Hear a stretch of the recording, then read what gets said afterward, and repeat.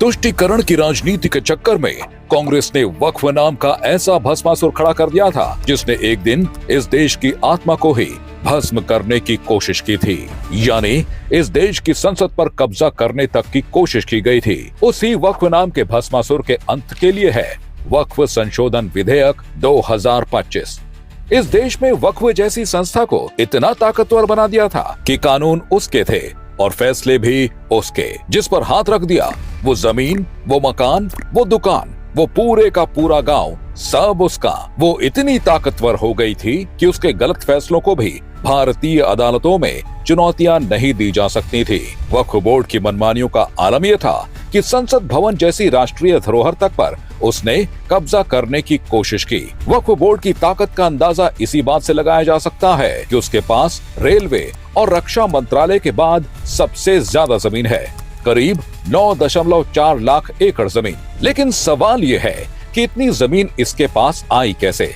और जवाब है कांग्रेस की मेहरबानी और वक्फ को दी गई असीमित शक्तियां। 1995 में वक्फ एक्ट में संशोधन और फिर 2013 में कांग्रेस की यूपीए सरकार ने इसे ऐसी ताकत दी कि वक्फ बोर्ड किसी भी जमीन पर दावा कर सकता था। तमिलनाडु में 1500 साल पुराना हिंदू मंदिर और उसकी 300 एकड़ जमीन को वक्फ ने अपनी संपत्ति घोषित कर दिया। महाराष्ट्र में कई हिंदू मंदिरों और संस्थानों की जमीनें वक्फ ने अवैध रूप से हथिया ली। मामला कोर्ट तक गया, लेकिन ट्रिब्यूनल का कानून बाधा बन गया।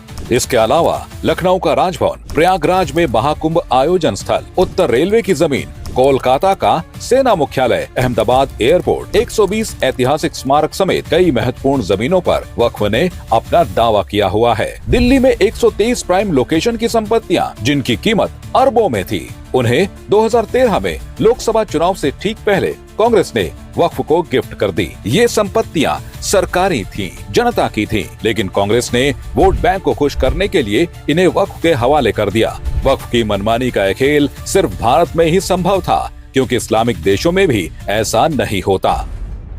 पाकिस्तान, सऊदी अरब, तुर्की, मिस्र जैसे देशों में वक्फ को इतनी खुली छूट नहीं है। वहाँ सख्त कानून है। वक्फ जैसी कोई संस्था आपकी जमीन नहीं छीन सकती। लेकिन भारत में कांग्रेस ने वक्फ को ऐसा हथियार बना दिया कि कुछ सालों में ही इसकी संपत्ति दोगुनी हो गई। कांग्रेस का तर्क था कि वक्फ गरीब मुस्लिमों के लिए है, लेकिन सच ये था कि कांग्रेस ने इसे भू माफियाओं का अड्डा बना दिया था। वक्फ बोर्ड एक धार्मिक संस्था थी जिसे मुस्लिम समुदाय के कल्याण के लिए बनाया गया था, लेकिन इसे कांग्रेस ने अपने राजनीतिक तुष्टीकरण के लिए इस्तेमाल किया। इसका नतीजा ये हुआ कि यह देश के कानून से ऊपर हो गया और मनमानी करने लगा। इन्हीं मनमानियों को रोकने और आम मुसलमानों के हितों के लिए सरकार वक्फ संशोधन विधेयक लाई है।